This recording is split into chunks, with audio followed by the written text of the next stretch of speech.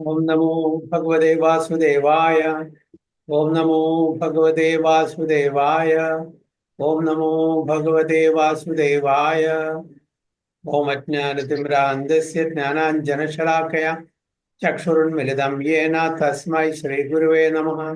श्रीचैतन्यमनोभीष्टं स्थापितं येन भूतले स्वयं रूप कदा मह्यं ददाति स्वपदान्तिकं वन्देऽहं श्रीगुरुं श्रीयुतपथकमलं श्रीगुरुं वैष्णवांश्च श्रीरूपं साग्रजातं सगणरघुनाथान्वितं तं सजीवं साद्वैतं सावधूतं परिजनसहितं कृष्णचैतन्यदेवं श्रीराधा कृष्णपादान् सगणललिता शिविशाखान्वितंश्च ये कृष्णा करुणा सिंधु दीनबंधो जगत्पते गोपेश गोपिका कांद राधा कांद नमोस्तुते तप्त कांचन गौरांगी राधे वृंदावनेश्वरी शबानुसुदे देवी प्रणमामि हरिप्रिये वाञ्छा कल्पतरुभ्यश्च कृपा सिन्धुभ्येव च पतितानां पावनेभ्यो वैष्णवेभ्यो नमो नमः।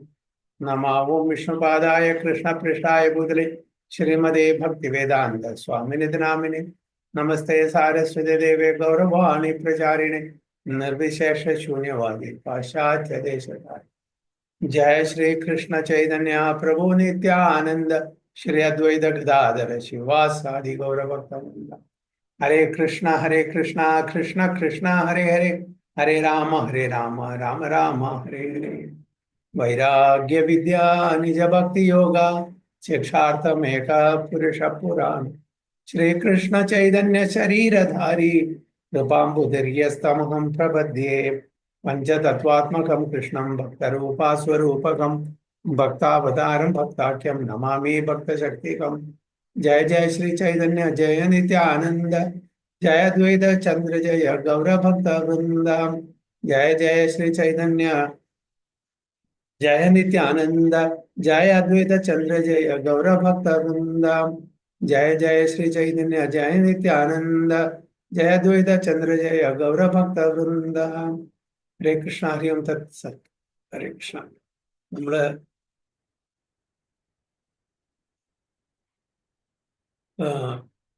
ചൈതന്യ ചരിതാമൃത മധ്യലീല 9-ാമത്തെ അധ്യായം 158-ാമത്തെ ശ്ലോകം നൽകുക.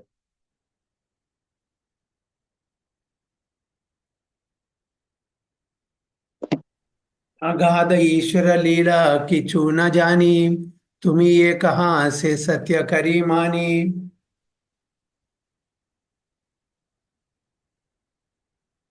अगाध ईश्वर लीला नाम जानी तुम्ही ये कहा से सत्य करी मानी। The transcendental pastimes of the Lord are unfathomable, and I do not know anything about them. Whatever you say, I accept as the truth. ആരാണത് പറയുന്നത്?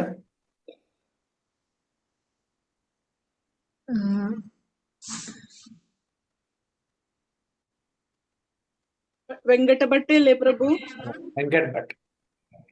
വെങ്കട്ട് ഭട്ടാണ് പറയുന്നത്. ചൈതന്യ മഹാപ്രഭുവിന്റെ, അതായത് ഭഗവാന്റെ ദിവ്യമായിട്ടുള്ള ലീലകളെല്ലാം നമ്മൾ മനസ്സിലാക്കുന്നത് എത്രയോ അപ്പുറത്താണ്. എനിക്ക് ഇതിനെപ്പറ്റി ഒന്നും അറിയില്ല. എന്താണോ അങ്ങ് പറയുന്നത് അത് ഞാൻ സത്യമായിട്ട് സ്വീകരിക്കുന്നു. അപ്പൊ എന്തുകൊണ്ടാണ് ചൈതന്യ മഹാപ്രഭു പറയുന്നതെല്ലാം പരമസത്യമായിട്ട് അദ്ദേഹം കാണാൻ കാരണം?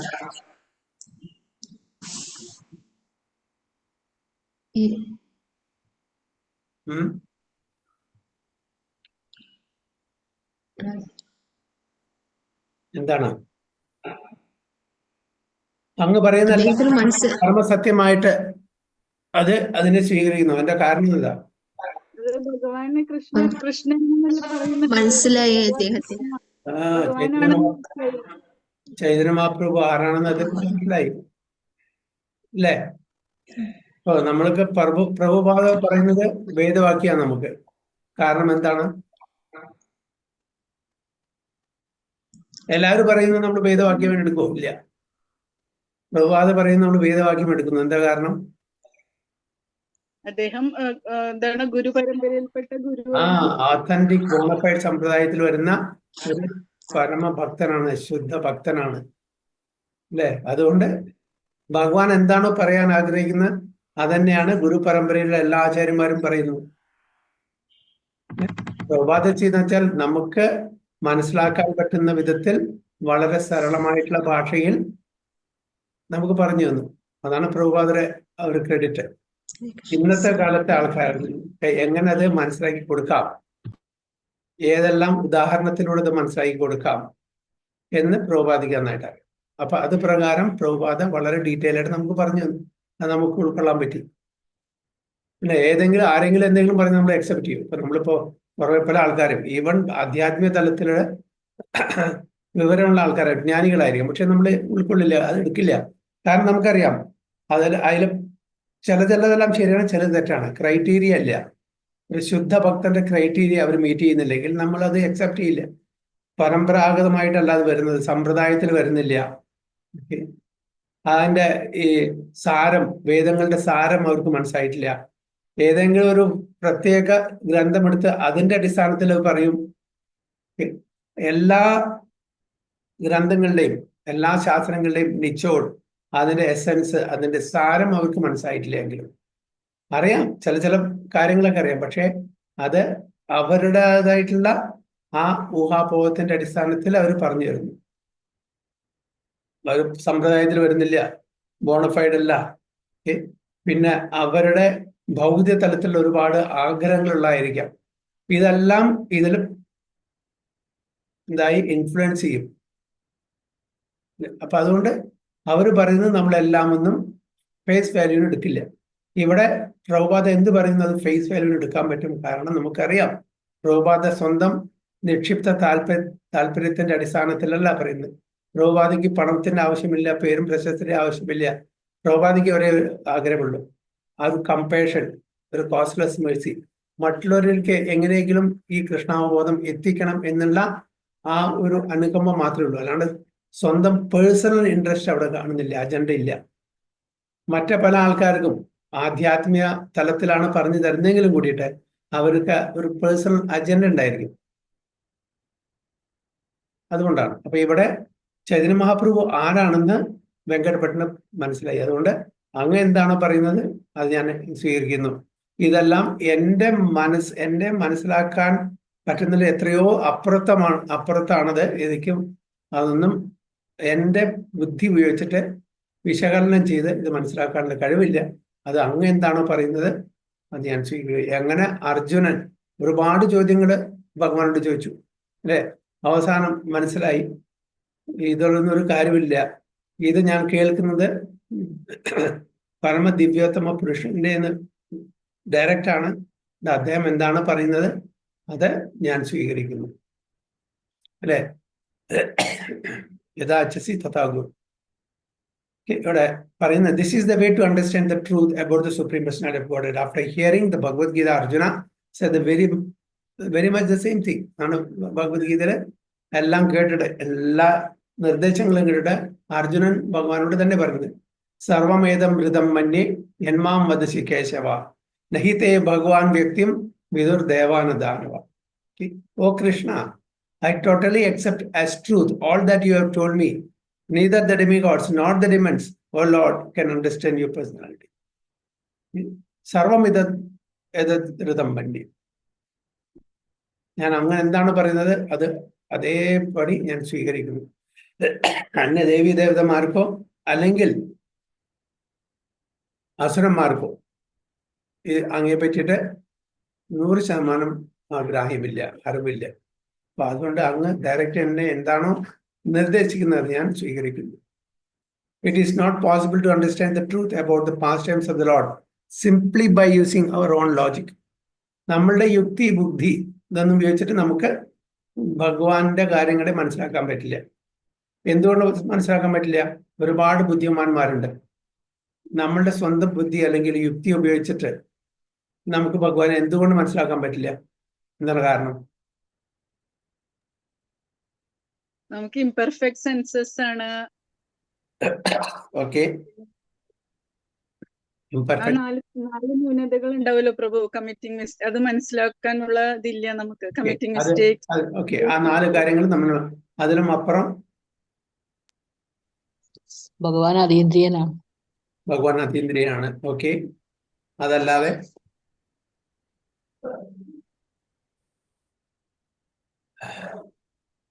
എല്ലാം ശരിയാണ്. അതിനപ്പുറം എന്താണ്, എന്തുകൊണ്ട് നമുക്ക് നമ്മളുടെ സ്വന്തം ബുദ്ധി ഉപയോഗിച്ചിട്ട് മനസ്സിലാക്കാൻ പറ്റുന്നില്ല?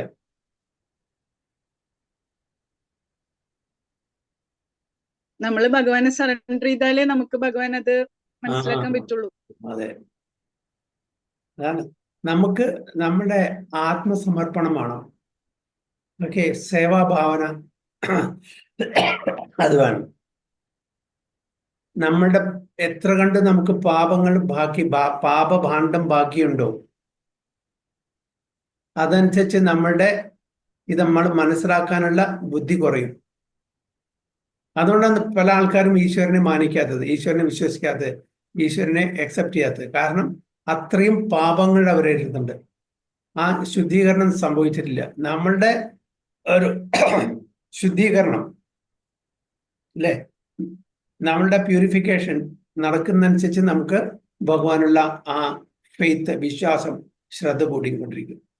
ഒരുപാട് പാപകർമ്മങ്ങളുള്ള ഒരാൾക്ക് ഭഗവാനെ സ്വീകരിക്കാൻ ബുദ്ധിമുട്ടാണ്.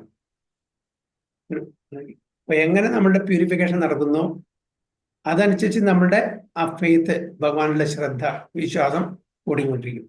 അപ്പൊ ആ പാപകർമ്മങ്ങളിൽ നിന്ന് മുക്തനാവാൻ വേണ്ടിയിട്ട് നമ്മളുടെ ഈ മനസ്സിലെ കാമക്രോധ ലോഭ മോഹ മതമാശ്ചര്യങ്ങളെ ശുദ്ധീകരിക്കാൻ വേണ്ടിയിട്ട് നമ്മൾ എന്ത് ചെയ്യണം? നാമജപം ചെയ്യണം. അതാണ് ചേതോദർപ്പണമാർജനം എന്ന് ചൈതന്യ മഹാപ്രഭു സ്വയം പറഞ്ഞിരിക്കുന്നു. നമ്മളുടെ നമ്മളുടെ മനസ്സ്, നമ്മളുടെ ഹൃദയം അത് ശുദ്ധി ആവാത്തോടത്തോളം കാലം ഭഗവാനെ നമുക്ക് സ്വീകരിക്കാൻ പറ്റില്ല. അത് ശുദ്ധിയായാൽ ഭഗവാൻ പറയുന്നതും ഭഗവാന്റെ ശുദ്ധ ഭക്തന്മാർ പറയുന്നതും അതേപടി നമുക്ക് ഒരു സംശയം ഉണ്ടാവില്ല. ഒരു ആർഗ്യുമെന്റും അവിടെ വരുന്നില്ല. ചോദ്യങ്ങൾ ഉണ്ടായിരിക്കാം. അർജുനൻ എങ്ങനെ ചോദിച്ചു, അത് എങ്ങനെയുള്ള ചോദ്യമായിരിക്കും? ഇൻക്വിസിറ്റീവ്നെസ്, അറിയാനുള്ള ഉത്കണ്ഠ അല്ലെ, ആ ചോദ്യങ്ങൾ ഉണ്ടായിരിക്കാം. പക്ഷെ ഇവിടെ ആർഗ്യുമെന്റ്, ഡിബേറ്റ്, ഈശ്വരൻ എന്തുകൊണ്ട് എനിക്ക് എൻ്റെ മുമ്പിൽ പ്രത്യക്ഷപ്പെടുന്നില്ല, ഈശ്വരൻ പ്രത്യക്ഷപ്പെട്ടാൽ ഞാൻ വിശ്വസിക്കാം, ഓക്കെ, ഈശ്വരൻ എന്തുകൊണ്ടാണ് ഇങ്ങനെ വരുന്നത്, അങ്ങനെ വരുന്നത്, ചില ആൾക്കാർക്ക് മാത്രം ദർശനം കൊടുക്കുന്നത്, അങ്ങനെ ഒരുപാട് സംശയങ്ങളും ഒരുപാട് ആർഗ്യുമെന്റ്സ്.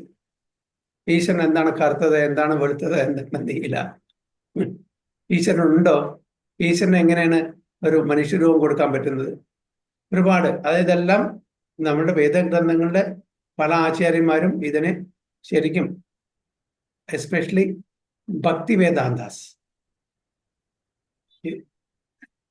രണ്ട് തരത്തിലുള്ള വേദാന്തങ്ങളാണ്. നിർവിശേഷ വേദാന്ത, പിന്നെ ഭക്തി വേദാന്ത. എന്താണ് നിർവിശേഷ വേദാന്ത പറഞ്ഞ?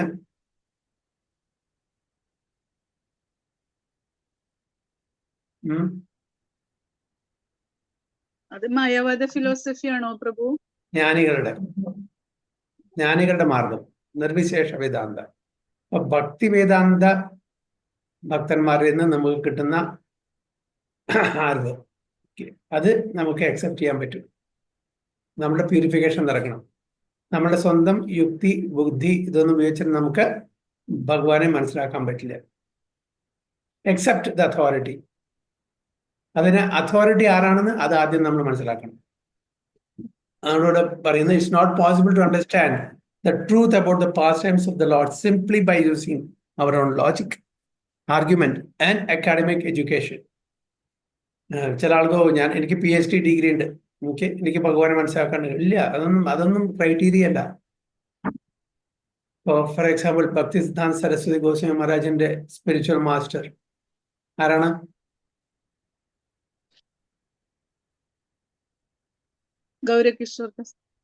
ഗൗരകിഷോർ ബാബാജി മഹാരാജ് അല്ലേ? അദ്ദേഹം എത്ര പഠിച്ചിട്ടുണ്ട്? ഏത് യൂണിവേഴ്സിറ്റിയിലാണ് പഠിച്ചിരിക്കുന്നത്?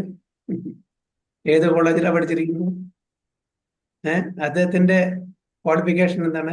ഈവൻ സ്വന്തം പേരെഴുതാൻ അദ്ദേഹം അറിയില്ല. അപ്പോ മെറ്റീരിയൽ എഡ്യൂക്കേഷൻ, അക്കാഡമിക് എഡ്യൂക്കേഷൻ അല്ല ഇതിന്റെ ക്രൈറ്റീരിയ. പക്ഷെ ആ വ്യക്തിയെയാണ് ഏറ്റവും ഹൈലി എഡ്യൂക്കേറ്റഡ് ആയിട്ടുള്ള, സ്കോളർ ആയിട്ടുള്ള, ഫിലോസഫർ ആയിട്ടുള്ള ആ ഭക്തി സിദ്ധാന്ത സരസ്വതി ഗോസ്വാമി മഹാരാജ് തൻ്റെ ഗുരുവായിട്ട് സ്വീകരിച്ചത്. അപ്പോ മെറ്റീരിയൽ എഡ്യൂക്കേഷൻ അല്ല ഇവിടെ ക്രൈറ്റീരിയ. നമ്മൾ വിചാരിക്കുന്നു അത് നല്ല ഡിഗ്രി ഉണ്ട്, നല്ലൊരു ഗുരു ഇല്ല. ഇതെല്ലാം ഭൗതിക തലത്തിലുള്ള ഡിഗ്രികളാണ്. ഇതന്നെ നമ്മളുടെ സ്ഥൂലമായിട്ടുള്ള ആ ദേഹത്തിനെ എങ്ങനെ പരിചരിക്കാം, എങ്ങനെ കൂടുതൽ കൂടുതൽ കംഫർട്ട് ലെവൽ കൊടുക്കാം, അതിനു വേണ്ടിയിട്ടുള്ള ഡിഗ്രിയാണ്. നമ്മുടെ മനസ്സിനെയോ ബുദ്ധിയോ അഹങ്കാരത്തിനെ പറ്റിയോ ആത്മാവിനെ പറ്റിയിട്ടുള്ള ഒരു അറിവും അത് നേടിത്തരുന്നില്ല നമുക്ക്. നമ്മുടെ കോളേജിൽ പോയാലും ശരി, യൂണിവേഴ്സിറ്റിയിൽ പോയാലും ശരി, ആ ഫിസിക്കൽ ലെവലിൽ ഒരു ഗ്രോസ് എഡ്യൂക്കേഷൻ കിട്ടുന്നല്ലാണ്ട്, ഈവൻ സയൻസ് ആയാലും ശരി, മെഡിസിൻ ആയാലും ശരി, ഇതെല്ലാം ഫിസിക്കൽ ലെവലിലാണ്. നമുക്ക് അതിലും അപ്പുറത്തേക്ക് പോകണം. അതിലപ്പുറത്തേക്ക് പോകണമെന്നുണ്ടെങ്കിൽ ഭഗവാന്റെ കൃപ വേണം, ഭഗവാനുള്ള ശ്രദ്ധ വേണം.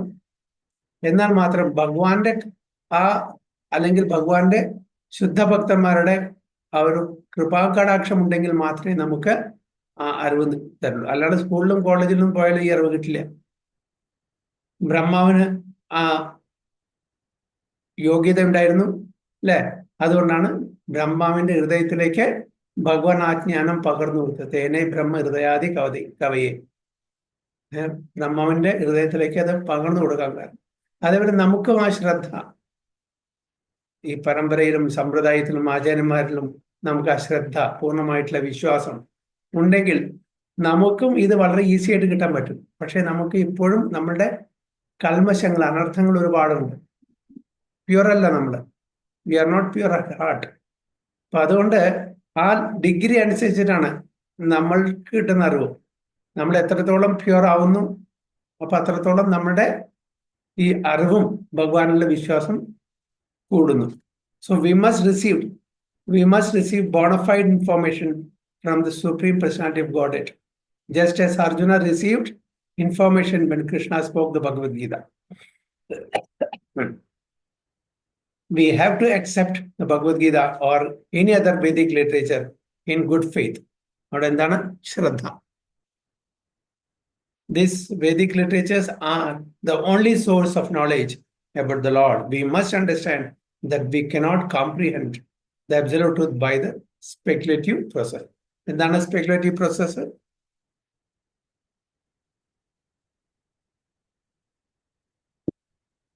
എന്താണ് സ്പെക്കുലേറ്റീവ് പ്രോസസ്? നമ്മള് ഗുരു സാധു ശാസ്ത്രത്തിലൂടെ അല്ലാതെ മറ്റുള്ള ഇതൊക്കെ വായിച്ച് നമ്മുടേതായിട്ടുള്ള ചിന്തകളിലൂടെ ഇത് ചെയ്യാം. അല്ല, സ്പെക്കുലേറ്റീവ് പ്രോസസ് അതിന്റെ അർത്ഥം എന്താ? ഊഹാപോഹം. അതിന് ഏത് മാർഗാന്ന് പറയാം? സ്വയം ജ്ഞാനമാർഗം. ഓക്കെ, അതിനെ ജ്ഞാനമാർഗം. അതാണ് ജ്ഞാനമാർഗം. എന്തുകൊണ്ടാണ് അതിന് സ്പെക്കുലേറ്റീവ് ഊഹാപോഹങ്ങൾ പറയുന്നത്? എന്താണ് കാരണം?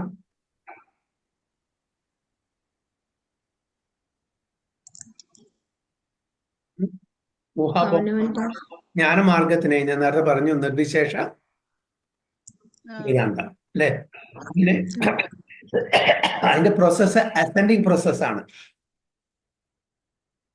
എക്സ്പെരിമെന്റിൽ കൂടെ അവർ മനസ്സിലാക്കുന്നത് അസെൻഡിങ് പ്രോസസ്സാണ്. ഭക്തിമാർഗം ഡിസെൻഡിങ് പ്രോസസ്സാണ്.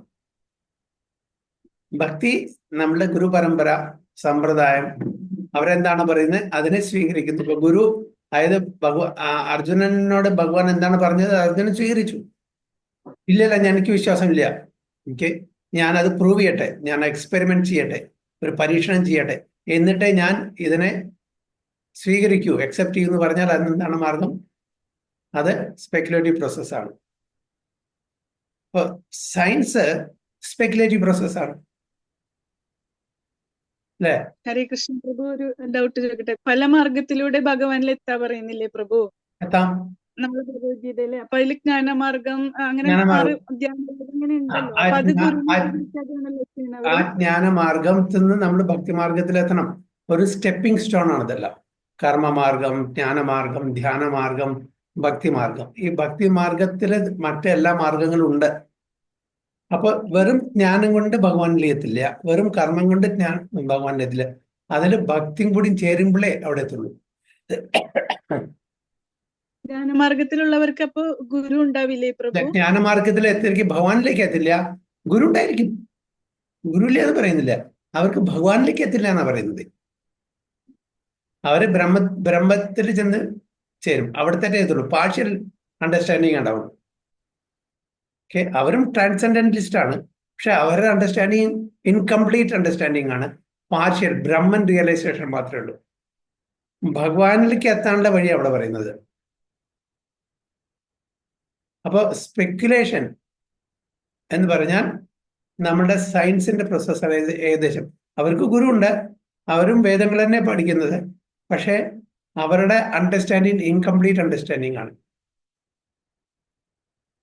അല്ലെ? ഇപ്പോ സയൻസ് എന്ന് പറഞ്ഞാൽ അതിൻ്റെ ഒരു ഇത് ഒബ്സർവേഷൻ, പിന്നെ ഹൈപ്പോത്തസിസ്, പിന്നെ എക്സ്പെരിമെന്റ്, പിന്നെ ഇൻഫറൻസ്. അതേപോലെ ഇവരും ഇപ്പൊ ഭൗതിക ലോകത്തില് ഇവൻ സയന്റിസ്റ്റും മറ്റുള്ള സയന്റിസ്റ്റ് അവർ ഗുരുവായിട്ട് കടന്നു. ഒരു പെർട്ടിക്കുലർ സയന്റിസ്റ്റിനെ ഒരു ഗുരുവായിട്ട് കണ്ട് അവരുടെ പാതയിൽ പിന്തുടർന്ന് അവരെ എക്സ്പെരിമെന്റ് ചെയ്ത് അവര് അതിനെപ്പറ്റി മനസ്സിലാക്കുന്നു, അവരുടെ സ്വന്തം ഐഡിയ ഉപയോഗിക്കുന്നു, സ്പെക്കുലേറ്റ് ചെയ്യുക ചെയ്യുന്നത്. അപ്പൊ അതിന്റെ 100% വിജയം നമുക്ക് പറയാൻ പറ്റില്ല. എന്ന് ഒരാൾ കണ്ടുപിടിച്ചു, അതിനെ മറിച്ച് അവര് അപ്ഡേറ്റ് ചെയ്ത് വെറും പുതിയ തിയറി കണ്ടുപിടിക്കുന്നു. അപ്പൊ ഫൈനൽ അല്ല അവരുടെ കണ്ടുപിടുത്തം. ശരിയായിരിക്കാം കുറെയൊക്കെ, പക്ഷെ അബ്സല്യൂട്ട് അല്ല. നമ്മുടെ ഭക്തി മാർഗം എന്ന് പറഞ്ഞാൽ അബ്സല്യൂട്ട്, കാരണം നമ്മുടെ അബ്സല്യൂട്ടിനെയാണ് ഫോളോ ചെയ്യുന്നത്. നമ്മൾ ഫോളോ ചെയ്യുന്നത് അബ്സല്യൂട്ട്. പ്രഭുപാദോട് റിപ്പോർട്ടേഴ്സ് ചോദിക്കേണ്ടായി, Swamiji are you perfect? Prabhupad പറഞ്ഞു, no, I am not perfect, but I am following the perfect. അപ്പൊ എന്താ അതിന്റെ അർത്ഥം? ഇൻഡയറക്ട്ലി പ്രഭുപാദം എന്താ പറയുന്നത്? I am perfect. I am not perfect, because I am following the perfect I become perfect. അല്ലേ? ഒരാൾക്ക് ഒരു ജോലി, ഒരു പെർട്ടിക്കുലർ ഫീൽഡില് എക്സ്പെർട്ടീസ് ഉണ്ട്, അദ്ദേഹത്തിന്റെ കീഴിൽ ജോലി ചെയ്യുന്ന ആൾക്കാർക്ക് അതില്ല. അപ്പോൾ അദ്ദേഹത്തിനെ ഫോളോ ചെയ്ത് അത് പഠിച്ച് അദ്ദേഹം ചെയ്യുന്ന പോലെ ചെയ്യുമ്പോൾ ഇവർ പെർഫെക്റ്റ് ആവുന്നു ഓരോ പീരീഡ് ഓഫ് ടൈം. അപ്പൊ അതിനെ പ്രഭുപാദ് പറയുന്നത്, I am not perfect because I am following the perfect. My guru is perfect, he is a man from Vaikuntha എന്നാണ് പറയുന്നത് Prabhupad. I am just following his instruction, so automatically I am perfect. അതാണ് പ്രഭുപാദ് ആ credit സ്വന്തം എടുക്കുന്നില്ല. Prabhupada gives the credit to his guru. Bhakti Siddhanta Saraswati ഗോസ്വാമിയോട് ചോദിച്ചാൽ എന്താ പറയുക? No, I am not perfect, I am not perfect. I just follow the instructions of my Guru Maharaj because I know that he is perfect. അങ്ങനെ ഓരോരുത്തരും ultimately ആരാണ് credit കൊടുക്കുന്നത്? തന്റെ ഗുരു. അങ്ങനെ അൾട്ടിമേറ്റ്ലി വിൽ റീച്ച് കൃഷ്ണ. അപ്പോൾ the credit ultimately goes to Krishna. നമ്മൾ ആരതി ചെയ്യുന്നുണ്ട്, ഓക്കെ, നമ്മൾ ഗുരുവിനെ വന്ദിക്കുന്നു, പ്രണാമം ചെയ്യുന്നു. ആ ഗുരു മുഖേനയാണ് നമ്മൾ കൃഷ്ണനിൽ എത്തുന്നത്. നമ്മൾ ഡയറക്ട്ലി ഭഗവാനെ അപ്രോച്ച് ചെയ്യാൻ എന്നുള്ള ആ കഴിവില്ലാത്തതുകൊണ്ട് നമ്മൾ ഗുരു മുഖേനയാണ് പോകുന്നതെല്ലാം.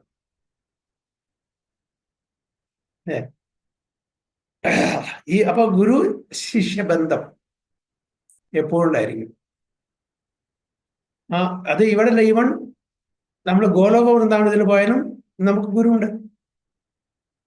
ഗുരു ഇല്ലാതെ ഇല്ല. ഒരു പ്രാവശ്യം ശ്രീനിവാസാചാര്യൻ, ശ്രീനിവാസാചാര്യന്റെ ശിഷ്യനാണ് രാമചന്ദ്ര കവിരാജ്. ശ്രീനിവാസാചാര്യ ധ്യാനത്തിലിരുന്നപ്പോൾ, മെഡിറ്റേഷനിലിരുന്നപ്പോൾ അദ്ദേഹം went out of his consciousness, material consciousness, ട്രാൻസിൽ പോയി, സമാധിയിൽ പോയി. ഇവരങ്ങനെ ആചാര്യന്മാരൊക്കെ ജപിക്കാനിരിക്കുമ്പോൾ അല്ലെങ്കിൽ ധ്യാനത്തിലിരിക്കുമ്പോൾ അവരുടെ ആ എക്സ്റ്റേണൽ കോൺഷ്യസ് നിന്ന് സ്പിരിച്വൽ കോൺഷ്യസ്നെസ്സിലേക്ക് ഒരു പ്രാവശ്യം ഇരുന്ന് അവര് എക്സ്റ്റേണൽ കോൺഷ്യസിന് വരുന്നില്ല, ഒരുപാട് വിളിച്ചു നോക്കി വരുന്നില്ല. So he was in trance. അപ്പോൾ പറഞ്ഞു, പേടിക്കണ്ട, ഒന്നും സംഭവിച്ചിട്ടില്ല. അപ്പൊ രാമചന്ദ്ര കവിരാജ് എന്ത് പറഞ്ഞു? ഓക്കെ, ഞാൻ അന്വേഷിച്ച് പിടിക്കാം നമ്മുടെ ഗുരു എന്താണ് ചെയ്യുന്നത്, എവിടെയാണെന്ന്. അപ്പൊ അദ്ദേഹം അടുത്തിരുന്നിട്ട് ധ്യാനിക്കാൻ തുടങ്ങി. അദ്ദേഹം ട്രാൻസിൽ പോയി. അപ്പൊ അദ്ദേഹം ട്രാൻസിൽ പോയപ്പോ എന്നാണ് ശ്രീനിവാസാചാര്യൻ എവിടെയാണ്? ഗോലോക വൃന്ദാവനത്തിലാണ്. ശ്രീനിവാസാചാര്യൻ ധ്യാനിക്കുന്നു, ട്രാൻസിൽ പോയി. അപ്പൊ അദ്ദേഹം എന്താണ് ട്രാൻസിൽ കാണുന്നത്, എവിടെയാണ്, അതറിയാൻ വേണ്ടിയിട്ട് രാമചന്ദ്ര കവിരാജ് അദ്ദേഹത്തിന്റെ അടുത്തിരുന്ന് ധ്യാനിക്കാൻ തുടങ്ങി. തന്റെ ഗുരുദേവൻ എന്താണ് എവിടെ എത്തിയെന്ന് അറിയാം. അപ്പൊ അദ്ദേഹം കാണുന്നത് കാഴ്ചയാണ് വിവരിക്കുന്നത്. ശ്രീനിവാസാചാര്യൻ ഗോലോക വൃന്ദാവനത്തിൽ പോയിരിക്കും, അത് അദ്ദേഹത്തിന്റെ മെഡിറ്റേഷനിൽ. ഗോലോക വൃന്ദാവനത്തിൽ പോയ സമയത്ത്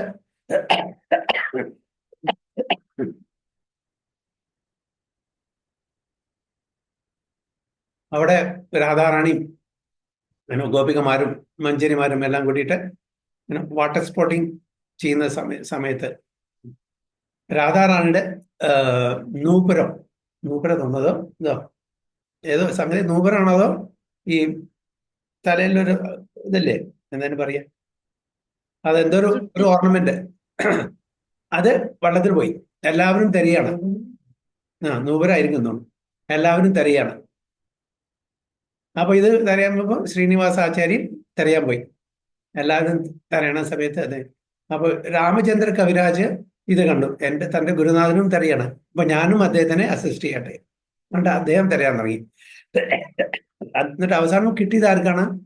രാമചന്ദ്ര കവിരാജനാണ് കിട്ടിയത് നൂപുരം. അപ്പൊ എന്താണ് ചെയ്തത്? അദ്ദേഹം ഉടനെ അത് കിട്ടി. അയ്യോ ഗുരുദേവ, എനിക്ക് അത് കിട്ടി വരട്ടെ. ആർക്ക് കൊടുത്തു? തന്റെ ഗുരുവിന് കൊടുത്തു. ആരാണ്? ശ്രീനിവാസാചാര്യൻ. ശ്രീനിവാസാചാര്യൻ എന്ത് ചെയ്തു? തന്റെ ഗുരുവിന് കൊടുത്തു. ആരാണ് തന്റെ ഗുരു? ആരാണറിയോ? ഇപ്പൊ നമ്മള് എവിടെയാണ്, ഏത് ടോപ്പിക്കാണ്, ആരുടെ വീട്ടിൽ ടോപ്പിക്കാണ് പറഞ്ഞത്? വെങ്കട് ഭട്ട. വെങ്കട് ഭട്ടന്റെ മകന്റെ പേരെന്താണ്? ഗോപാൽ ഭട്ട ഗോസ്വാമി. അപ്പൊ ഗോപാൽ ഭട്ട ഗോസ്വാമിയാണ് അദ്ദേഹത്തിന്റെ ഗുരു. അദ്ദേഹത്തിന് അത് കൊടുത്തു. ഗോപാൽ ഭട്ട ഗോസ്വാമി ആർക്ക് കൊടുത്തു? ലളിതാസഖിക്ക് കൊടുത്തു.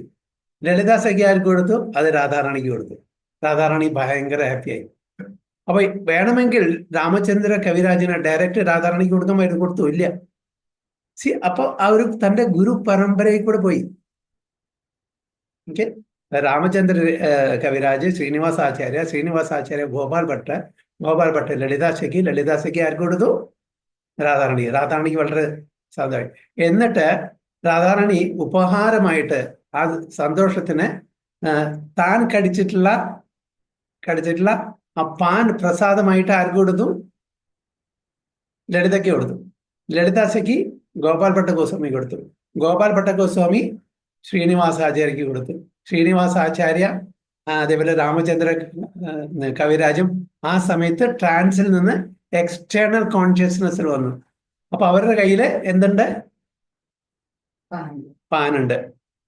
രാധാറാണിയുടെ പ്രസാദമായിട്ടുള്ള പാനുണ്ട്.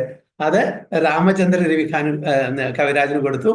അവര് അത് എല്ലാ ഡിവോട്ടീസിനോടും കൊടുത്തു. ഇന്ന് നമ്മൾ എന്താണ് മനസ്സിലാക്കേണ്ടത്?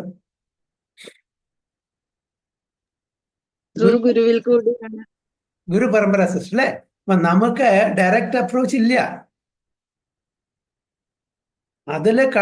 അതിൽ കിട്ടുന്ന സന്തോഷം, ആ സംതൃപ്തി, എനിക്ക് അത് വേറെ ഒന്നുമില്ല. അപ്പൊ ഇവിടെ എന്താണെങ്കിൽ, സപ്പോസ് ഭൗതിക ലോകത്തിൽ അങ്ങനത്തെ ഒരു കാര്യം നടക്കുന്ന വെച്ചാൽ, ഇപ്പൊ എനിക്ക് ഇപ്പൊ ഫോർ എക്സാമ്പിൾ ഇങ്ങനെ എല്ലാവരും തെരഞ്ഞുകൊണ്ട സമയത്ത് എനിക്ക് കിട്ടി.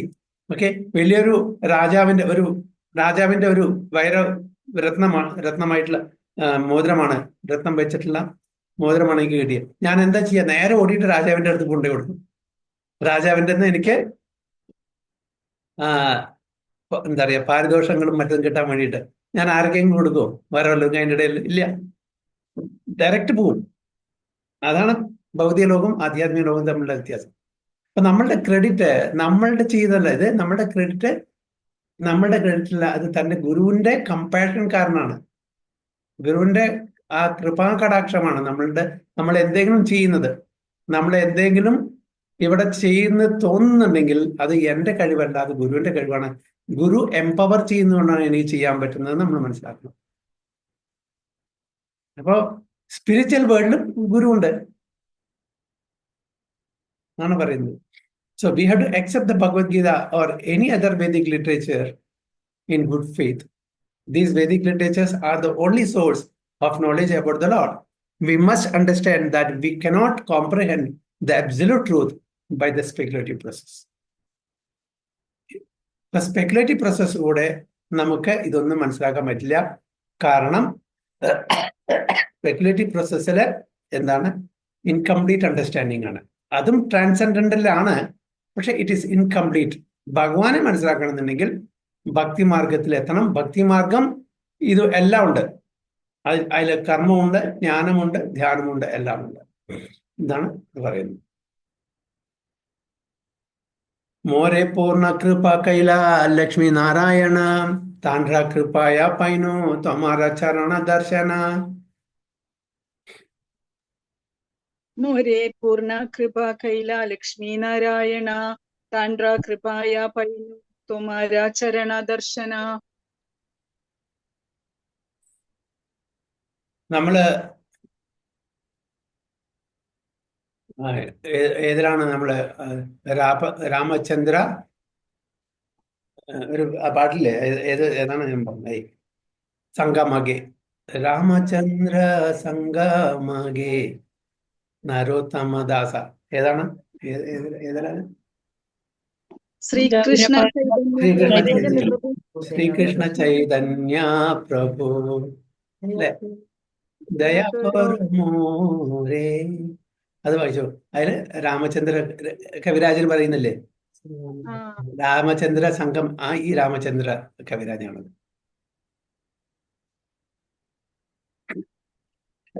So I have been engaged in the service of Lakshmi Narayana, and it is due to their mercy that I have been able to see your lotus feet.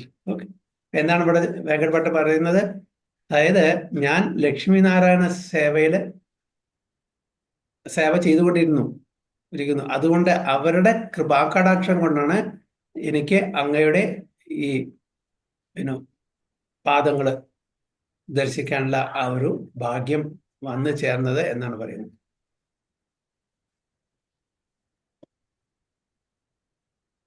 ആണോ? നമ്മളിപ്പോ അദ്ദേഹം പറഞ്ഞില്ല I been engage the service of Narayana എന്നല്ല എന്ന് പറഞ്ഞത്. I been engage the service of Lakshmi Narayana. അപ്പൊ നാരായണൻ ഒറ്റയ്ക്കല്ല, നാരായണൻ എപ്പോഴും ലക്ഷ്മി സഹേതമായിരിക്കും. രാമൻ ഒറ്റയ്ക്കല്ല, സീതാരാമൻ. കൃഷ്ണ ഒറ്റയ്ക്കല്ല, രാധാകൃഷ്ണൻ അല്ലെ. കൃപ കരി കഹിരെ മോരെ കൃഷ്ണേര മഹിമാം യാൻഡ രൂപ ഗുണൈശ്വര്യര കേഹന പായ സീമ. കൃപ കരി കഹിലെ മോരെ കൃഷ്ണേര മഹിമ യാൻഡ രൂപ ഗുണൈശ്വര്യര കേഹന പായ Seema. Out of your causeless mercy, you have told me of the glories of Lord Krishna. No one can reach the end of the opulence, qualities and forms of the Lord. അപ്പൊ അങ്ങയുടെ ആ ഒരു കൃപ അനുകമ്പ കാരണമാണ്. എന്നാൽ കോസ്ലെസ് മെഴ്സി എന്ന് പറഞ്ഞാൽ അല്ല, എപ്പോഴും നമ്മൾ കേൾക്കുന്നതാണ് കോസ്ലെസ് Mercy. You told me the glories of Lord Krishna. ഭഗവാന് അത്രയും കരുണയുള്ളതുകൊണ്ട് അതിനൊരു കാരണമൊന്നും ഇല്ല. കാരണം ഇല്ലാണ്ട് അൺകണ്ടീഷണൽ ആയിട്ടുള്ള കരുണ ഉള്ളതുകൊണ്ട്. അതിന് കോസ്ലെസ് പറയാൻ കാരണം എന്താ? കോസ്ലെസ് എന്നാണ് അവിടെ അതിനെ കൊണ്ട് ഉദ്ദേശിക്കുന്നത്.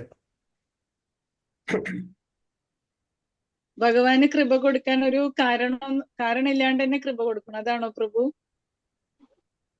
കാരണമില്ലാതെ കൃപ കൊടുക്കും. നമുക്ക് യോഗ്യത ഇല്ലാതെ നമുക്ക് കിട്ടുന്നതാണ് കോസ്ലെസ്. നമ്മളിപ്പോ ഒരു 30 ദിവസം ജോലി ചെയ്താൽ എനിക്ക് ശമ്പളം തന്നിരിക്കണം, അതെന്റെ അവകാശമാണ്, എനിക്ക് യോഗ്യതയുണ്ട് അല്ലേ. പക്ഷെ ഇവിടെ നമുക്ക് യാതൊരു, ഇപ്പൊ പ്രഭുപാദയുടെ തന്റെ ഡിസൈപ്പിൾസ്, ഒരുപാട് disciples, American disciples, European disciples പറഞ്ഞു, Prabhupad, what qualification did we have to know all these things, to have your association? Prabhupada എന്താ പറയൂ, you did not have any qualification, I made your qualification. നിങ്ങൾക്ക് യോഗ്യത ഞാനാണ് ഉണ്ടാക്കി തന്നത്. അപ്പൊ യോഗ്യത ഇല്ലാതെ, അർഹതയില്ലാതെ നമുക്ക് കിട്ടുന്നതാണ് കോസ്ലെസ്, അഹൈതുകി. യാതൊരു കാരണവുമില്ല. പക്ഷെ അവരുടെ കമ്പാഷൻ, കൃപ. അപ്പൊ കൃപ നമ്മൾ അറിയിക്കാതെ തരുന്നതാണ്. അതിന് കൃപ അല്ലെങ്കിൽ മേഴ്സി. അപ്പൊ അതാണ് കോസ്ലെസ് Mercy. No one can reach the end of the opulence, qualities and the forms of it. ആർക്കും ഭഗവാന്റെ ഐശ്വര്യത്തിനെ പൂർണ്ണമായിട്ടും, ഗുണങ്ങളെ അതേപോലെ രൂപത്തിനെ പൂർണ്ണമായിട്ടും മനസ്സിലാക്കാൻ പറ്റില്ല. ഭഗവാൻ സ്വയം കനിയണം. ഭഗവാൻ ആർക്കാണ് ആ അനുകമ്പ കാണിക്കുന്നത് അവർക്ക് മാത്രമേ അത് മനസ്സിലാക്കാൻ പറ്റൂ. എനിക്കെല്ലാം ഭഗവാനെ പറ്റി അറിയാം. ഞാൻ ഭഗവത്ഗീത വായിച്ചു, ഭാഗവതം വായിച്ചു, വേദങ്ങൾ വായിച്ചു, എനിക്ക് A to Z അറിയാം. ആർക്കെങ്കിലും ക്ലെയിം ചെയ്യാൻ പറ്റില്ല. ഭഗവാന്റെ കൃപാകടാക്ഷമില്ലാണ്ട് ഭഗവാനെ പറ്റി നമുക്ക് മനസ്സിലാക്കാൻ പറ്റില്ല. അപ്പൊ അതിനുള്ള യോഗ്യത നമ്മൾ ഡെവലപ്പ് ചെയ്യുക. അതിന്റെ യോഗ്യത എന്ന് പറഞ്ഞാൽ എന്താണ്? അതിന്റെ യോഗ്യത എന്താണ്? നമ്മുടെ ഭഗവാൻ പറഞ്ഞ നിർദ്ദേശങ്ങൾ അനുസരിച്ച് ജീവിക്കണം. അതാണ് യോഗ്യത. അപ്പൊ നാം then will be qualified. അതല്ലാതെ അപ്പൊ നല്ലൊരു ശുദ്ധ ഭക്തനും രൂപഘോഷ, അതായത് ഒരു വേഴ്സ് ചൈതന്യ മഹാപ്രഭു രഥയാത്ര സമയത്തെ ഒരു സൺസെറ്റ് വേഴ്സ് ചൊല്ലി. അപ്പൊ അതിന്റെ അർത്ഥം ആർക്കും മനസ്സിലാവുന്നില്ല, ആർക്കും മനസ്സിലായില്ല. സ്വരൂപ് ദാമോദർ ഗോസ്വാമിക്ക് മാത്രമേ മനസ്സിലായുള്ളൂ. പിന്നീട് അതേ ശ്ലോകം രൂപഗോസ്വാമി പാടി. അപ്പോ ചൈതന്യ മഹാപ്രഭു സ്വരൂപ് ദാമോദർ ഗോസ്വാമിയോട് ചോദിച്ചു, ഈ രൂപന് ഇത് എങ്ങനെ മനസ്സിലായി എന്റെ ഉള്ളിലുള്ള ഈ കാര്യം? അപ്പൊ സ്വരൂപ് ദാമോദർ ഗോസ്വാമി പറഞ്ഞു, പ്രഭു, അങ്ങയാണല്ലോ ഈ അറിവ് മുഴുവൻ കൊടുക്കുന്നത്. അങ്ങ് കൊടുക്കാതെ രൂപഗോസ്വാമിക്ക് ഇത് മനസ്സിലാവാൻ പറ്റില്ല. അങ്ങ് സ്വയം കൊടുത്തിട്ടാണ്, ഈ അറിവ് കൊടുത്തിട്ടാണ് അദ്ദേഹത്തിന് മനസ്സിലായത്. അതുകൊണ്ടാണ് രൂപഗോസ്വാമിയും അതേ ശ്ലോകം അവിടെ പാടി അതിനെ എക്സ്പ്ലെയിൻ ചെയ്തു. അപ്പോൾ Chaitanya Mahaprabhu yes, is a pure devotee of mind. അതുകൊണ്ട് ഞാൻ അദ്ദേഹത്തിന് അത് വെളിപ്പെടുത്തി കൊടുത്ത് എന്നാണ് പറയുന്നത്. അപ്പൊ ഭഗവാന്റെ ആ ഒരു സഹായമില്ലാണ്ട്, കൃപാകടാക്ഷമില്ലാണ്ട് ഈ തത്വങ്ങള്, ഇതിന്റെ അതായത് അത്രയും ഇൻഡെപ്ത് ആഴത്തിലുള്ള തത്വങ്ങളും കാര്യങ്ങളും മനസ്സിലാക്കാൻ പറ്റില്ല. നമ്മൾ ഉപരിതലത്തിലോ എനിക്ക് മനസ്സിലായി അതാണ് ഇതാണ്, പക്ഷെ അത് പൂർണ്ണമല്ല. അതിന്റെ ഇൻഡെപ്ത് മീനിങ്ങും അതിന്റെ എക്സാക്ട് ആയിട്ടുള്ള കാര്യങ്ങളൊക്കെ മനസ്സിലാക്കണമെങ്കിൽ ഭഗവാന്റെ ആ കൃപാകടാക്ഷം ഇല്ലാണ്ട് ഒരാൾക്കും പറ്റില്ല. അപ്പൊ അത് വിരലിൽ എണ്ണാവുന്ന അത്രയും ശുദ്ധമായിട്ടുള്ള ഭക്തന്മാർക്ക് മാത്രമാണ് അത് മുഴുവനായിട്ട്. ഇപ്പോ ഭക്തി രസാമൃത സിന്ധു, അതേപോലെ ഉപദേശാമൃത, ഭക്തി ലിറ്ററേച്ചർ ഒരുപാട് രൂപഗോസ്വാമി രചിച്ചിട്ടുണ്ട്. ആര് പറഞ്ഞിട്ടാണ്? ചൈതന്യ മഹാപ്രഭു. ഇതിനുള്ള കഴിവും ബുദ്ധിയും ശക്തിയും ആരാണ് കൊടുത്തു? ചൈതന്യ മഹാപ്രഭു. അങ്ങനെ ചൈതന്യ മഹാപ്രഭു എംപവർ ചെയ്തു രൂപഗോസ്വാമി ഇതൊക്കെ എഴുതാൻ വേണ്ടിയിട്ട്. കാരണം അതിനുള്ള ആ ഒരു ക്വാളിഫിക്കേഷൻ ചൈതന്യ മഹാപ്രഭു രൂപഗോസ്വാമിയിൽ കണ്ടു. സറണ്ടറൻസ്, സേവാ മനോഭാവം, ആത്മസമർപ്പണം അദ്ദേഹത്തിനുണ്ടായി. അപ്പൊ അതിന് ആ ഭക്തനെ എംപവർ ചെയ്തു. അപ്പൊ ഇതാണ് ഭഗവാനെ പറ്റി പൂർണ്ണമായിട്ടും അറിയണം എന്നുണ്ടെങ്കിൽ ഭഗവാന്റെ ശുദ്ധഭക്തനായിട്ട് മാറണം, അല്ലാണ്ട് അറിയാൻ പറ്റില്ല. ഏ ബേസേ ജാനീനോ കൃഷ്ണ ഭക്തി സർവോപരി, കൃതാർത്ഥ കരിലെ മോരെ കഹിലെ കൃപാ കരി. ജാനീനോ കൃഷ്ണ ഭക്തി സർവോപരി, കൃതാർത്ഥ കരിലെ മോരെ കഹിലെ കൃപാ കരി.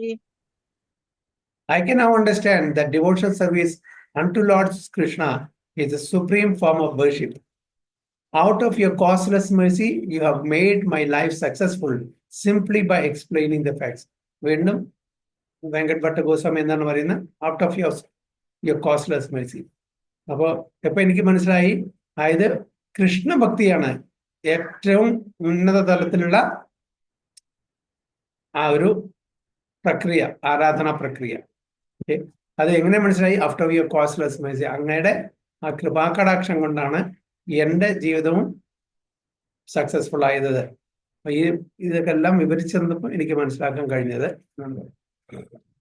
യഥാബലി ഭട്ട പടില പ്രഭുരാചരണി കൃപാകരി പ്രഭു താൻരേ കൈല ആലിംഗനെ. ഏതാബലി ഭട്ട പടില പ്രഭുരാചരണേ കൃപാകരി പ്രഭു താൻഡ്രേ കൈല ആലിംഗനെ. After saying this, Venkat Bhatta fell down before the lotus feet of the Lord, and the Lord, out of his causeless mercy, embraced him. Okay. ഇത് പറഞ്ഞ് വെങ്കട്ട് ഭട്ട അവിടെ സാഷ്ടാംഗ നമസ്കാരം ചെയ്തു. ഭഗവാൻ വെങ്കട്ട് ഭട്ടിനെ ആലിംഗനം ചെയ്തു. ഭഗവാന്റെ ആലിംഗനം കിട്ടുക എന്ന് പറഞ്ഞാൽ അത്ര ഈസി അല്ല അല്ലേ? എല്ലാവർക്കും ഭഗവാന്റെ ആലിംഗനം കിട്ടില്ല. ഗുരുവിന്റെ ആലിംഗനം കിട്ടുക എന്ന് പറഞ്ഞാൽ അത്ര ഈസി അല്ല, വളരെ റയറാണ്. അത്രയും ഒരു സമർപ്പണ ഭാവം ഉണ്ടായിരിക്കണം ആ ഗുരുവിന്, ആ ശിഷ്യന്. അപ്പൊ ഭഗവാന്റെ ഡയറക്റ്റ് ആലിംഗനം കിട്ടുക അല്ലെങ്കിൽ തന്റെ ഗുരുവിന്റെ ആലിംഗനം കിട്ടുക എന്ന് പറഞ്ഞാൽ അതൊക്കെ വളരെ വളരെ ആ കോസ്റ്റ്ലെസ് മെഴ്സി തന്നെയാന്ന് പറയാം. വേറെ ഒന്നുമല്ല എന്റെ കാര്യം, നമ്മളുടെ യോഗ്യതയൊന്നുമല്ല.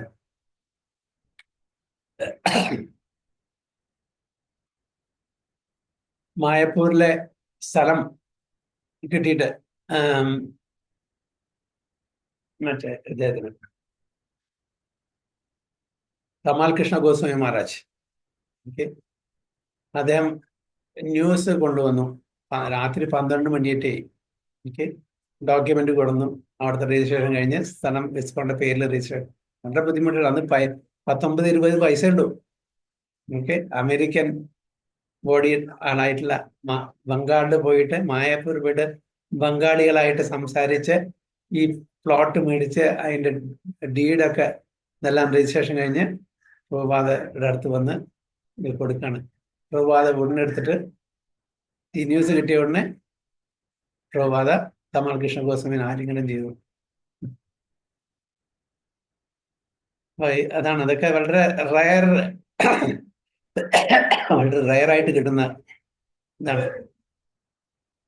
ഇതൊക്കെ ആ ഒരു ഭഗവാന്റെ അല്ലെങ്കിൽ ഭഗവാന്റെ ശുദ്ധ ഭക്തന്മാരുടെ ആ ഒരു കൃപ, കോസ്റ്റ്ലെസ് മേഴ്സിയാണ്. ചാതുർമാസ്യ പൂർണ്ണ ഹൈല ഭട്ടാജ്ഞാലാന ദക്ഷിണ ചലില പ്രഭു ശ്രീരംഗ ദക്കിയ. ചാതുർമാസ്യ പൂർണ്ണ ഹൈല ഭട്ട ആജ്ഞാലാന ദക്ഷിണ ചലീല പ്രഭു Sreeranga ദക്കിയ. When the period of Chadurmasya was completed, Sri Chaitanya Mahaprabhu took permission to leave from Venkat Bhatta, and after visiting Sri Ranga, he proceeded further towards southern India. 4 മാസം എവിടെയായിരുന്നു? ശ്രീരംഗത്ത്. വെങ്കട്ട് ഭട്ടന്റെ കൂടെ 4 മാസം കൂടെ താമസിക്കാനുള്ള ഭാഗ്യം വെങ്കട്ട് ഭട്ടക്ക് കിട്ടി. അങ്ങനെ 4 ചാതുർമാസ്യ പീരീഡ് കഴിഞ്ഞപ്പോൾ ഭഗവാൻ അനുവാദം മേടിച്ചിട്ട് വെങ്കട്ട് ഭട്ടിൽ നിന്ന് മേടിച്ചിട്ട് ശ്രീരംഗ ക്ഷേത്രം ദർശനം കഴിഞ്ഞ് southern India, south India tour പോയി ഫർദർ ടുവേർഡ് സദേൺ ഇന്ത്യ. സംഗീത ചൈല ഭട്ട നയായ ഭവനെ താൻഡേ വിദായ ദില പ്രഭു അനേകായ താനേ. സംഗീതേ ചലീല ഭട്ട നായായ ഭവനെ താൻഡ്രേ വിധായ ദില പ്രഭു അനേകായതനെ.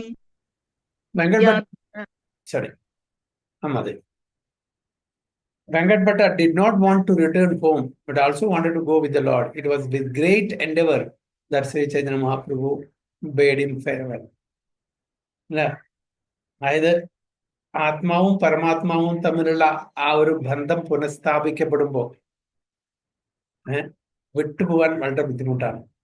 നമ്മള് ആഗ്രഹിക്കുന്ന, നമ്മൾ ഇഷ്ടപ്പെടുന്ന ചില ആൾക്കാരായിട്ട് നമ്മൾ അടുത്ത് വരുമ്പോൾ അവരെ വിട്ടുപിരിഞ്ഞ് നിൽക്കാൻ വളരെ, ഭൗതിക തലത്തിലും അങ്ങനെയാണ് അല്ലെ, വിട്ടുപിരിഞ്ഞ് പോകാൻ വളരെ ബുദ്ധിമുട്ടാണ്. നമ്മുടെ എവിടെയെങ്കിലും പോകുമ്പോൾ നമ്മൾ ബസ് സ്റ്റോപ്പിൽ വരെ പോവും, റെയിൽവേ സ്റ്റേഷനിൽ വരെ പോവും, എയർപോർട്ടിൽ പോവും, എന്നിട്ടും പോകുമ്പോൾ തിരിഞ്ഞ് നോക്കും.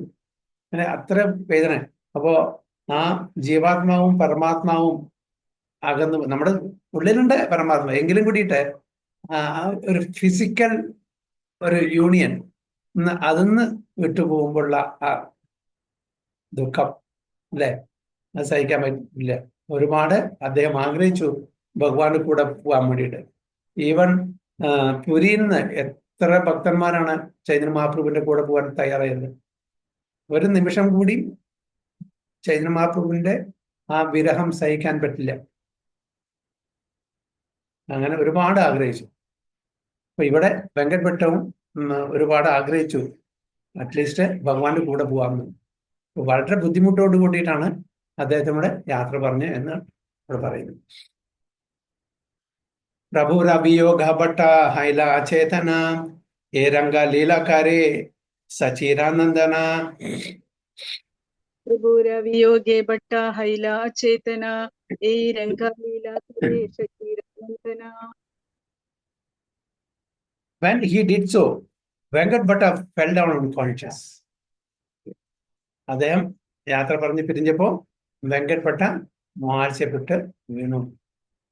Such are the pastimes of Lord Sri Chaitanya Mahaprabhu, son of Mother Sachi at Sriranga Kshetra. ഇതാണ് ചൈതന്യ മഹാപ്രഭുവിന്റെ ശ്രീരംഗത്തിലുള്ള ആ ലീലകള്.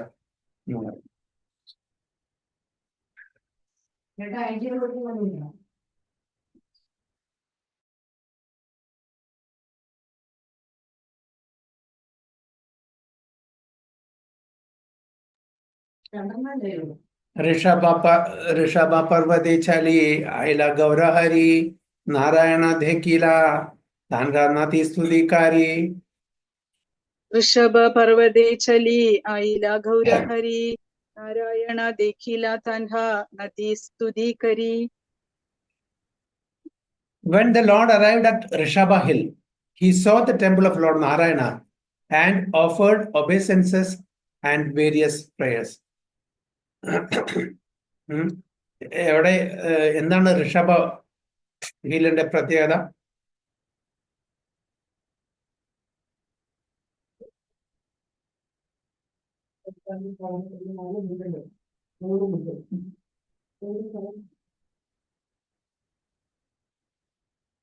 എന്താണ് ഋഷഭ ഹില്ലിന്റെ പ്രത്യേകത? അറിയില്ല പ്രഭു. ഋഷഭദേവനെ അറിയുന്നുണ്ടോ? ആരാണ് ഋഷഭദേവൻ? അവർക്ക് നവയോഗ്യേന്ദ്രന്മാരുടെ അവർക്ക് പറഞ്ഞു കൊടുത്തില്ല. അദ്ദേഹത്തിന്റെ മക്കളില്ല. നവയോഗ്യേന്ദ്രന്മാരുടെ ഋഷഭദേവന്റെ മക്കളില്ലേ പ്രഭു? പിന്നെ ആരാണ് മക്കള്? പ്രധാനപ്പെട്ട ഒരു മകനെ മറന്നു. ഭരത രാജാവ്. ഋഷഭദേവൻ അവധൂതനായിട്ടാണ് അല്ലെ?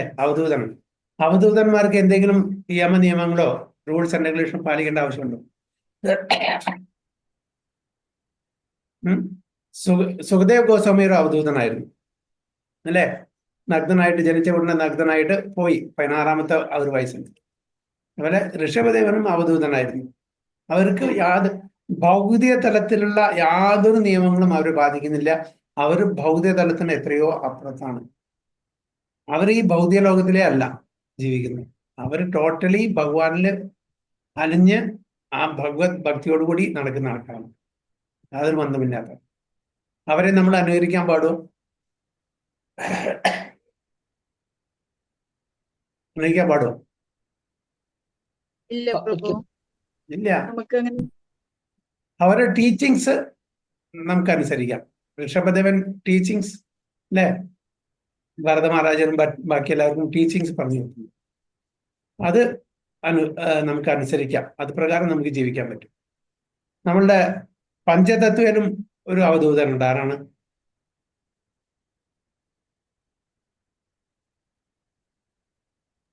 നിത്യാനന്ദന. നിത്യാനന്ദ പ്രഭു. നിത്യാനന്ദ പ്രഭു അൺപ്രഡിക്റ്റബിൾ ആണ്. ഒരു അവധൂതന്നെ. എന്തും ചെയ്യും. അതിനൊന്നും യാതൊരു ഇതുമില്ല. നമുക്കൊരു സോഷ്യൽ നോംസ്, ഒരു സോഷ്യൽ എത്തിക്സിന്റെ വിപരീതമായിട്ട് തോന്നും. അവധൂത. അവർക്ക് യാതൊരു നിയമങ്ങളും ഇല്ല. അൺപ്രഡിക്റ്റബിൾ നിത്യാനന്ദ പ്രഭു.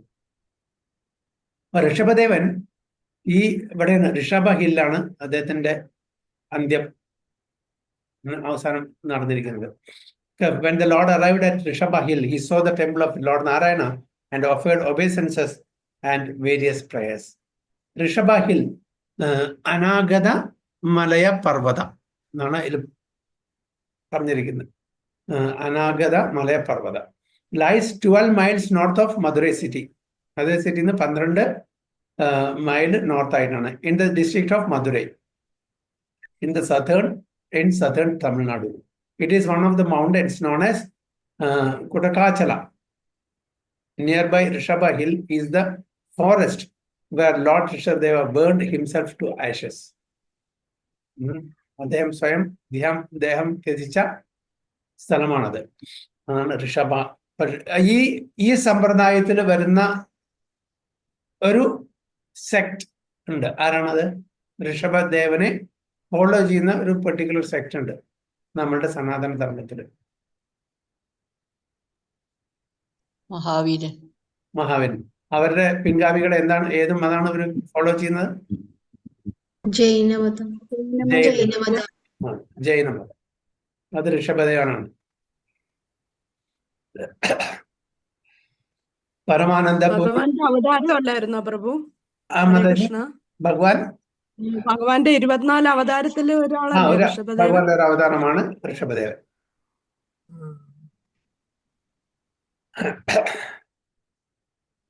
പക്ഷെ 24 അവതാരത്തിൽ ഋഷഭദേവൻ ഉണ്ടോ? ഇല്ല, എനിക്ക് തോന്നുന്നു. ഇല്ല. എന്റെ അറിവ് ശരിയാണെങ്കിൽ ഭാഗവതത്തിലില്ല. ഉണ്ടോ? ഉണ്ടെന്നാണ് എനിക്ക് തോന്നുന്നത് പ്രഭു. ഞാൻ എഴുതി വെച്ചിട്ടുണ്ടായിരുന്നു. മൂന്നാമത്തെ അധ്യായത്തിലാണ് 22 അവതാരങ്ങൾ പറഞ്ഞിരിക്കുന്നത്. ആ മൂന്നാമത്തെ അധ്യായത്തിൽ ഇല്ലാന്ന് എന്റെ ഓർമ്മ ശരിയാണെങ്കിൽ. ഉണ്ടോ?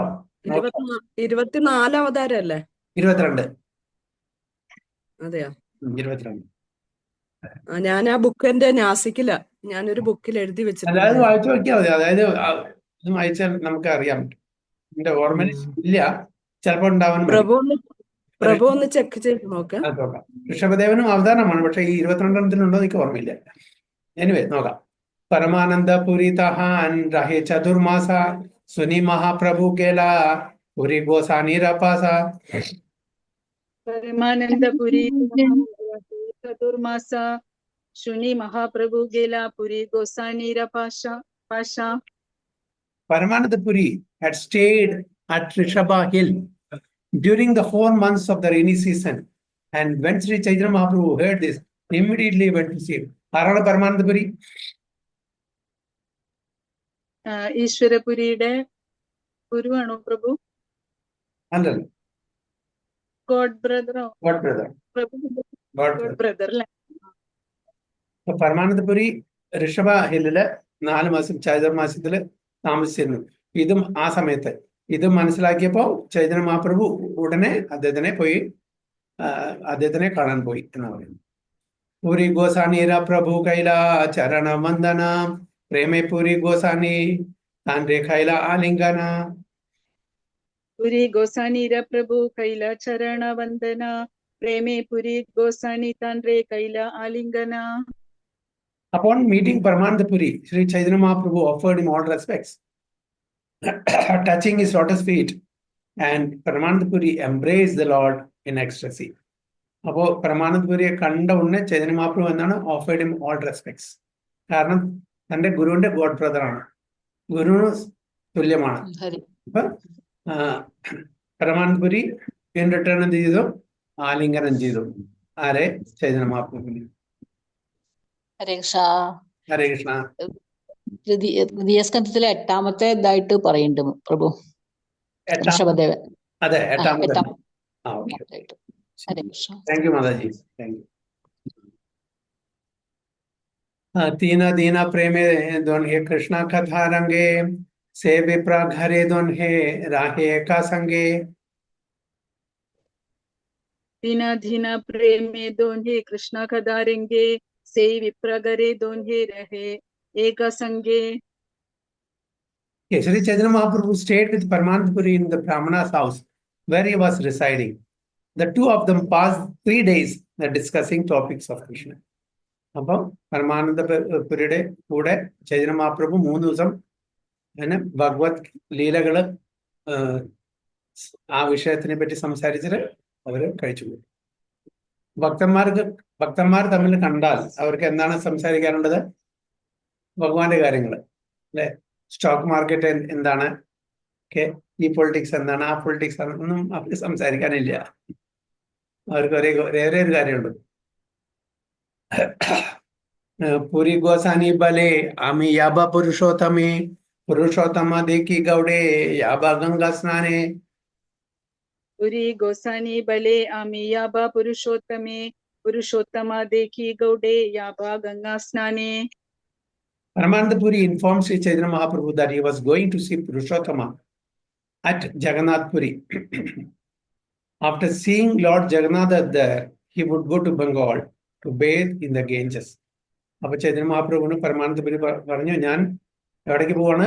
ജഗന്നാഥ് പുരിയിൽ പോവാണ്. ജഗന്നാഥ് പുരിയിൽ ആരെ കാണാൻ പോവാണ്? ജഗന്നാഥ് ഭഗവാനെ.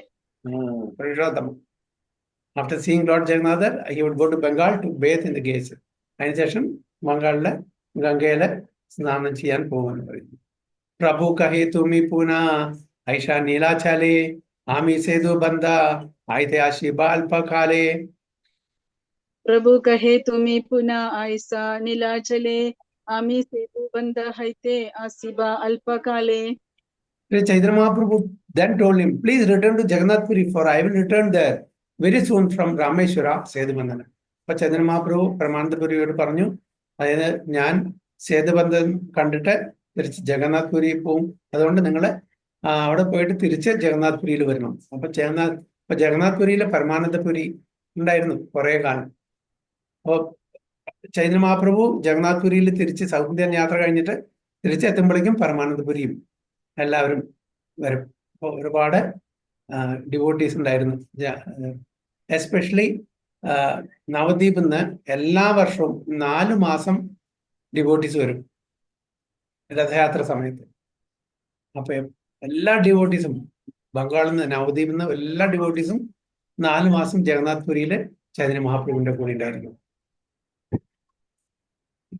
172 അടുത്ത ക്ലാസ്സിൽ.